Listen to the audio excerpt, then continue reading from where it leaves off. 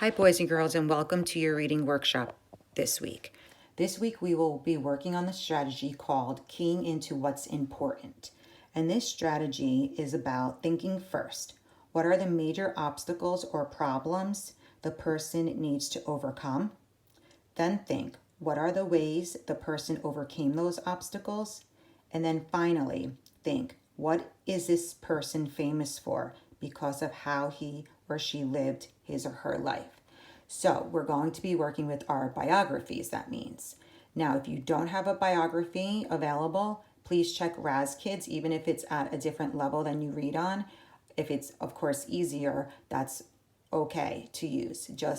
It's really important to have a biography in front of you. But again, if you don't, do the best you can with the characters in your fictional stories. Okay, so the biography that I have available is our Rosa Parks book. Now, even though I'm using the same book for each lesson, I'm showing you different strategies can be applied to the same book, okay?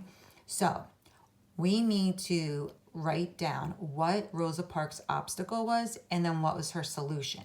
So right here, as a little child, think back when I read this to you before, and you can go look in past videos as well. As a little kid, this little boy was bullying her and bothering her. And then his mother started to yell at her, but she stood up for herself. She stood up and voiced her thoughts and said that I'm not the one who started bothering him. He, in fact, was bothering me. So she stood her ground and she stood up for herself. So you would make a chart like this: obstacle and solution. Now, I made a little mistake, so boys and girls, mistakes everyone makes, just cross it out and write what you meant, okay?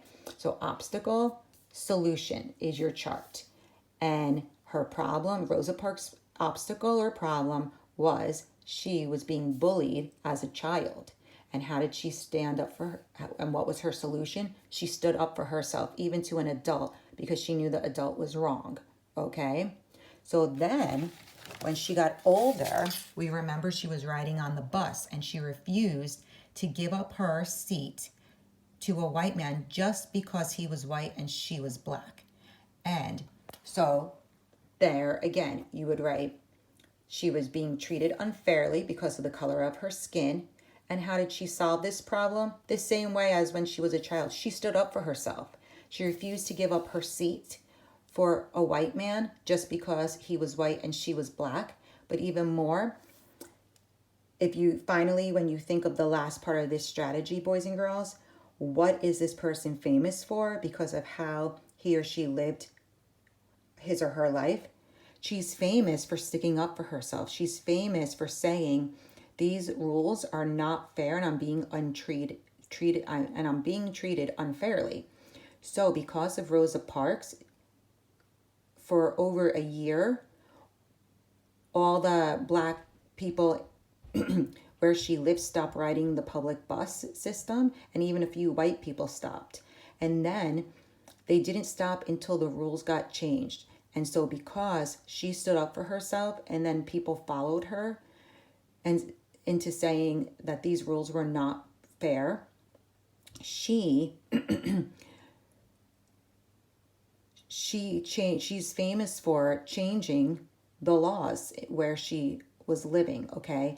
And so that's how we all know Rosa Parks. We all know Rosa Parks to be famous for refusing to give up her bus seat to a white man just simply because he was white and she was black. So Rosa Parks is famous for standing up for herself, and in turn, she got laws changed. Okay, so what today you're going to look for reading workshop response, and you're going to write 2 or 3 obstacles your character or person in the biography had 2 or 3 obstacles, and then how did they solve their problem, and then what made them so famous. Now, you can only do the part that says, why are they so famous? What are they known for? If you have a biography in front of you. If you don't, then just write the obstacle and the solution for today. Okay? Have fun. Enjoy your book. Happy reading. And I will see you next time. Bye-bye.